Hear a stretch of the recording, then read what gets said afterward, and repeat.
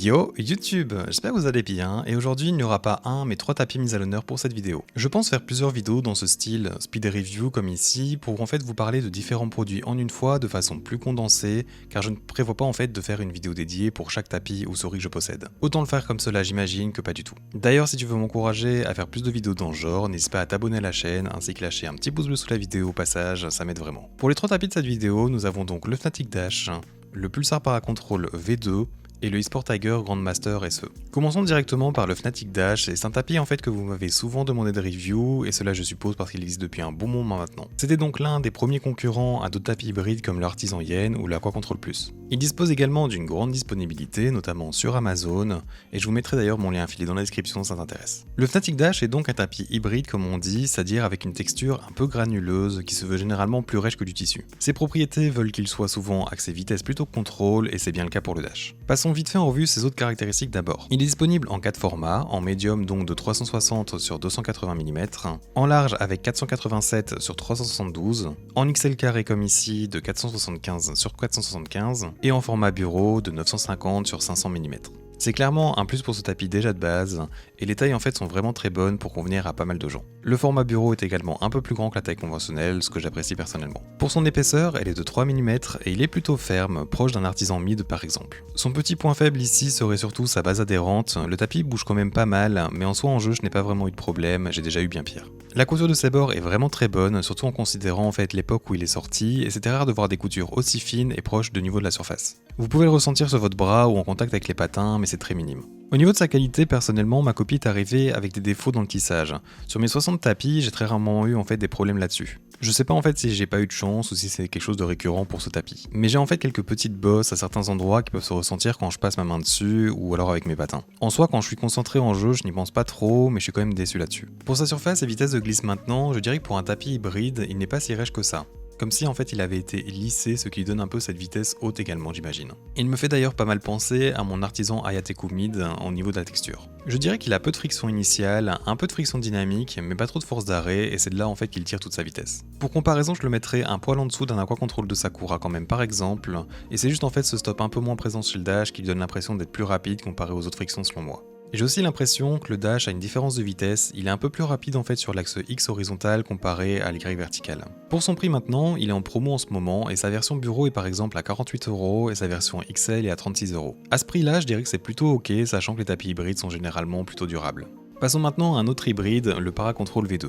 C'est un hybride que je qualifierais de plutôt doux et contrôle comparé à pas mal d'autres dans cette catégorie. Il est un peu plus rêche que le Fnatic Dash quand même, mais dans un autre style. Et au vu de ses caractéristiques, je trouve que c'est un excellent choix pour des patins en verre, en céramique ou en saphir. Il s'associe en fait très bien à ce type de patin en gardant un certain contrôle nécessaire. Il est disponible sur Max Gaming en 3 couleurs et 3 formats différents.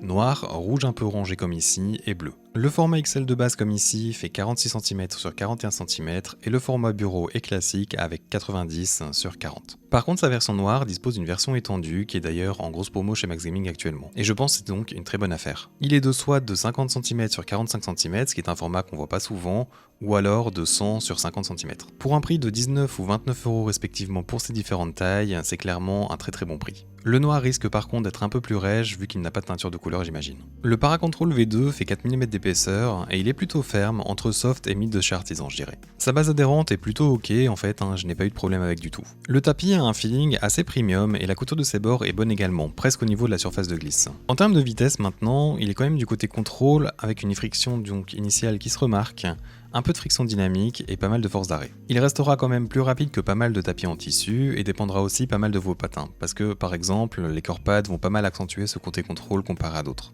Je finirai par dire que ce tapis est plus que correct pour son prix et c'est un tapis qui sort un peu du lot en termes de là où il se situe en termes de vitesse. Finissons maintenant avec le troisième tapis qui est sûrement le moins connu, le eSport Tiger Grandmaster SE. Il est bien plus unique que les deux autres cités précédemment et c'est un tapis assez sous-coté selon moi. Il figure d'ailleurs pour moi parmi les meilleurs de la marque. La version à motif comme ici est disponible en bleu et turquoise ou alors en rose sur Max Gaming. Il existe aussi en noir avec des coutures roses sans motif qui est un peu différente cependant et vous pouvez la trouver elle sur AliExpress. Son prix est de 44 €, ce qui est plutôt cher, mais encore une fois il est plutôt unique et vous avez également un magnifique design. De plus, sa texture devrait être très durable, ce qui peut justifier aussi son prix. Il arrive à enrouler et met un peu de temps à devenir plat. D'ailleurs, c'est un tapis que je vous conseille de conserver à plat pour ne pas devoir l'aplatir de nouveau. Ses dimensions sont de 48 cm sur 40 cm et son épaisseur est de 4 mm je dirais.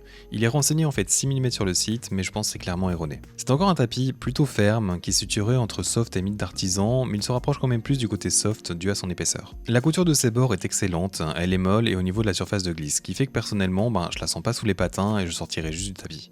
Sa base adhérente est excellente ici aussi, c'est le même type de matière en fait un peu néoprène comme le Zowie GSR-SE rouge ou le Vaxipr. Pour sa surface et sa vitesse, le Grandmaster SE en fait est assez unique. Sa texture fait un peu penser à du nylon un peu solide. Et si je gratte avec mon ongle dessus, j'entendrai des petits zip-zip assez aigus. Je pense même que vous pouvez d'ailleurs le capter au micro. On pourrait dire que ça va un peu dans le sens du Cordura, mais ce n'est pas vraiment ça. Cette texture pourrait être un peu abrasive pour certaines personnes par contre, donc je vous conseillerais l'utilisation de manchettes pour ce tapis. Malgré cela, la sensation sous les patins reste agréable je trouve, et plus lissée que des tapis hybrides. Pour sa vitesse maintenant, c'est clairement un tapis rapide, et je le situerai à titre de comparaison un tout petit peu en dessous d'un artisan Yensoft. Je dirais en fait qu'il a un peu plus de friction dynamique que ce dernier, votre trajet en mouvement aura donc un peu moins de sensation de vitesse que sur le Yen. C'est un tapis d'ailleurs je trouve compatible avec tout type de patins également. Nous sommes donc arrivés à la fin de ces 3 reviews rapides. En conclusion, je dirais que le Fnatic Dash serait une recommandation ok pour des gens jouant à Warzone, Apex ou Fortnite par exemple, et qui veulent un tapis de souris rapide de grande taille et disponible sur Amazon. Son prix de base reste un peu élevé je trouve par contre, mais il est en promo actuellement. Ensuite, le Pulsar Paracontrol V2 peut convenir aux personnes voulant un tapis mixant vitesse et contrôle tout en voulant découvrir autre chose que des tapis en tissu. Et il peut être une bonne recommandation, surtout au vu de son prix. Et le Grandmaster SE est pour moi une très bonne recommandation si vous savez que vous aimez en fait les tapis rapides et que vous voulez un magnifique motif avec une excellente durabilité. C'est donc tout pour cette vidéo, j'espère que le format t'a plu et n'hésite pas en fait à m'indiquer en commentaire si tu veux que je recommence pour d'autres tapis ou autres souris. Si tu veux suivre d'autres vidéos dans ce genre, n'hésite pas aussi à t'abonner à ma chaîne et tu seras même peut-être la 2000e personne. Et au passage, tu peux aussi lâcher ton petit pouce bleu sous la vidéo pour m'aider à la faire référencer. Ça m'aide vraiment, merci beaucoup. Je vais maintenant mettre un peu de gameplay, j'espère donc te voir dans un futur proche, et à bientôt.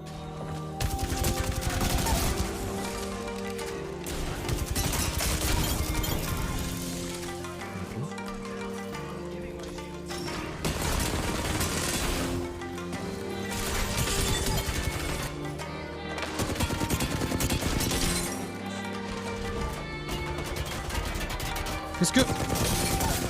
Sorcellerie. Quoi? Putain mais je dis en plus je peux le voir et je le vois pas genre. Il vient de se prendre 3 têtes le gars.